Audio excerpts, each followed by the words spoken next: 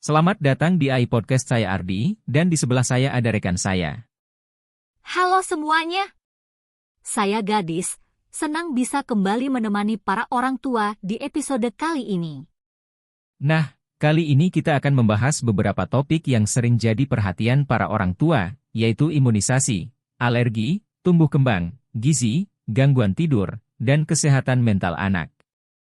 Betul, ini adalah hal-hal yang sering ditanyakan oleh orang tua, dan kita akan bahas semuanya secara santai tapi tetap informatif. Jadi, jangan sampai ketinggalan.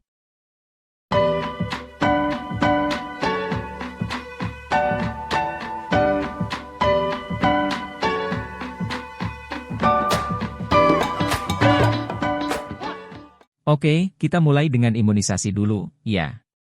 Ini adalah salah satu cara utama untuk melindungi anak dari berbagai penyakit serius. Betul, imunisasi bisa mencegah penyakit berbahaya seperti campak, difteri, polio, hingga hepatitis B.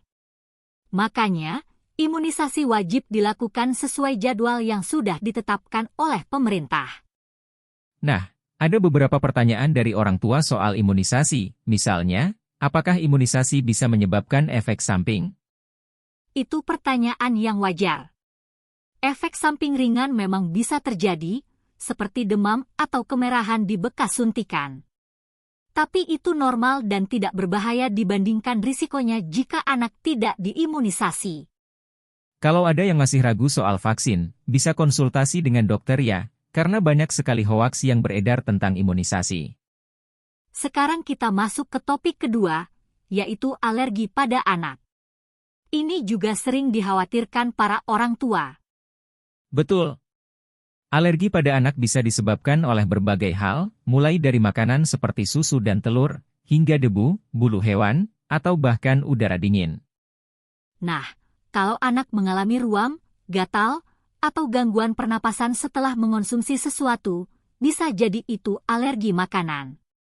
Jadi penting untuk mencatat makanan apa yang dikonsumsi anak sebelum gejala muncul. Kadang alergi bisa hilang seiring pertumbuhan anak, tapi ada juga yang menetap. Makanya, kalau orang tua curiga anaknya alergi, sebaiknya konsultasikan dengan dokter agar bisa dilakukan tes alergi. Dan satu hal lagi, jangan langsung panik. Jika anak mengalami reaksi ringan, cukup jauhkan dari pemicunya.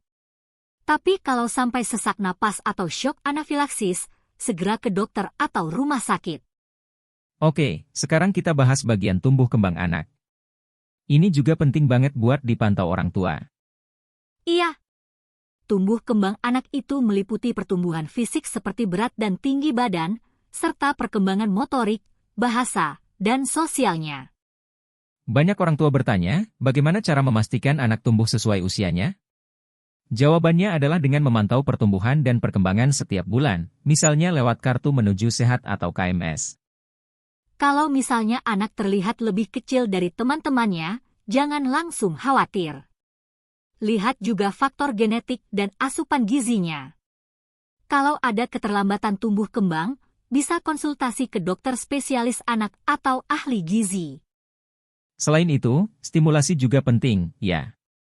Orang tua bisa mengajak anak bermain, membacakan buku, atau berbicara dengan mereka untuk merangsang perkembangan bahasa dan sosialnya. Dan jangan lupa, kasih sayang dan interaksi dengan orang tua sangat berpengaruh dalam perkembangan mental dan emosional anak. Sekarang kita masuk ke topik keempat, yaitu gizi seimbang untuk anak. Ini adalah fondasi utama untuk tumbuh kembang yang optimal.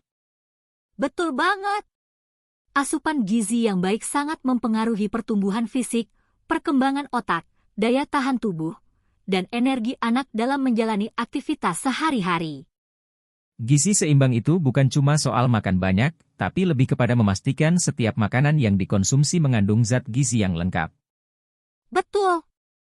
Komponen gizi seimbang terdiri dari karbohidrat sebagai sumber energi, nasi, roti, pasta, kentang. Protein untuk pertumbuhan otot dan sel tubuh, ikan, telur, daging, tahu, tempe. Lemak sehat untuk perkembangan otak, alpukat, kacang-kacangan, minyak ikan. serat dan vitamin untuk kesehatan pencernaan dan daya tahan tubuh, sayur dan buah-buahan. Banyak orang tua mengeluhkan bahwa anak mereka sulit makan atau picky eater, terutama saat berhadapan dengan sayur dan buah. Iya. Untuk mengatasinya, orang tua bisa mencoba menyajikan makanan dengan cara yang lebih menarik, misalnya membuat bentuk lucu dari sayuran, mencampur sayur ke dalam makanan favorit anak, atau menyajikan jus dan smoothie yang kaya nutrisi. Selain itu, hindari memberikan makanan instan atau tinggi gula secara berlebihan. Misalnya, terlalu banyak camilan kemasan atau minuman manis bisa menyebabkan obesitas dan gangguan metabolisme. Jangan lupa juga soal rutinitas makan. Biasakan anak makan 3 kali sehari dengan 2 kali camilan sehat agar mereka mendapatkan energi yang cukup tanpa berlebihan. Kalau anak sudah terbiasa dengan pola makan sehat sejak kecil, mereka akan membawa kebiasaan itu sampai dewasa. Sekarang kita masuk ke topik yang juga sering bikin orang tua pusing, yaitu gangguan tidur pada anak. Sebenarnya, ada banyak penyebab anak susah tidur, seperti tidak memiliki rutinitas tidur yang konsisten, paparan layar gadget sebelum tidur, kecemasan atau ketakutan, seperti takut gelap atau mimpi buruk, kondisi medis, seperti sleep apnea atau alergi yang membuat sulit bernapas. Kalau anak sering terbangun di malam hari atau sulit tidur, orang tua perlu mencari tahu penyebabnya dan mencoba memperbaikinya. Berikut beberapa tips yang bisa membantu anak tidur lebih nyenyak. Yang pertama, tentukan jadwal tidur yang konsisten, pastikan anak tidur dan bangun di jam yang sama setiap hari.